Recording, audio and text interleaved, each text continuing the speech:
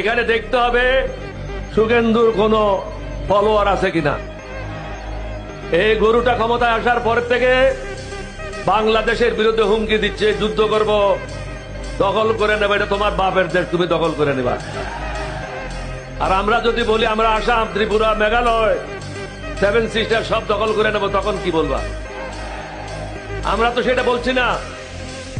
আমরা বলি যে আমাদের ঘরে আমাদেরকে শান্তিতে থাকতে দাও, তুমি তোমার ঘরে শান্তিতে থাকো। এখন ভালো লোক, ভদ্রলোক ভারতে ক্ষমতায় নাই, মানুষকে, মুসলমানদেরকে নামাজ পড়তে দিচ্ছে না, মসজিদ ভেঙে দিচ্ছে, ঘর বাড়ি জ্বালিয়ে দিচ্ছে। আমরা তো কোরআন মানি, সুন্নাহ মানি, যার কারণে প্রত্যেক ধর্মের মানুষকে আমরা নিরাপত্তা নিশ্চিত করছি। আমাদের দেশে তো কোনো ঘটনা ঘটে না, কারণ আমরা আমার নবীর উম্মত, আল্লাহর বিধান আমরা মেনে চলি।